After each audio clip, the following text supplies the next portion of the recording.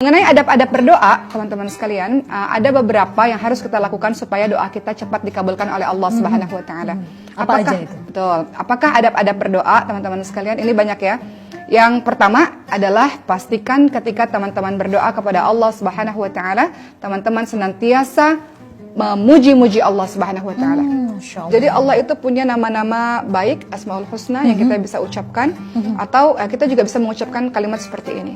La ilaha illallah wahdahu la syarikalah, Allahu akbar kabira, walhamdulillahi katsira, wa subhanallahi rabbil alamin, wa la haula wa la quwata illa billahil aliyyil azim.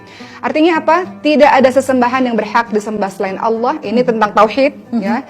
Bahwa Allah Maha Esa, tidak sekutu bagi Allah. Allah Maha Besar. Ini kita memuji-muji Allah. Segala puji bagi Allah, Maha Suci Allah, tidak ada daya, upaya, kekuatan kecuali dengan pertolongan Allah. Jadi kalimat itu juga penting dilakukan.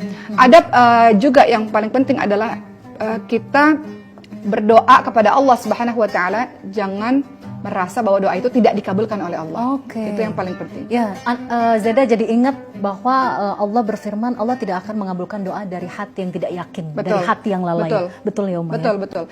Jadi yang penting juga teman-teman sekalian, ketika teman-teman berdoa kepada Allah Subhanahu wa taala, maka pastikan kita yakin doa itu dikabulkan oleh Allah Subhanahu wa taala. Kenapa? Karena ada seorang yang bertanya kepada Rasul, ya Rasul, saya sudah berdoa tapi tidak dikabulkan oleh Allah.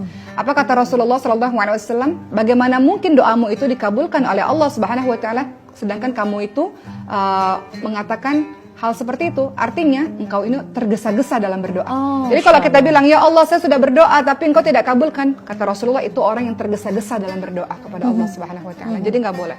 Yang penting juga dalam adab berdoa, teman-teman sekalian, tadi kata Mbak Zeda, menghadirkan hati. Betul. Kadang kita doa ini lisannya saja. Betul. Ya kan? Betul. Rabbana atina fid dunya hasanah wa fil akhirati hasanah wa qina adzabannar. Kadang-kala cuma dijadikan apa ya, amalan, rutinitas gitu. Jadi cepet-cepet gitu baca doanya, tapi hatinya lalai. Itu yang harus dievaluasi ya, Uma ya. Betul. Jadi dalam hadits riwayat Tirmidzi disebutkan, berdoalah kepada Allah dalam keadaan yang yakin bahwa akan dikabulkan. Ketahuilah bahwa Allah tidak mengabulkan doa dari hati yang lalai. Jadi kalau doa betul-betul kita khusyuk dalam berdoa. Misalnya kita doa, misalnya dalam sholat lah. Dalam sholat ini kadang-kadang kita lalai. Kenapa? Karena kita nggak ngerti. Padahal dalam duduk di antara dua sujud itu doanya dahsyat. Kita perlu doa itu dalam kehidupan kita.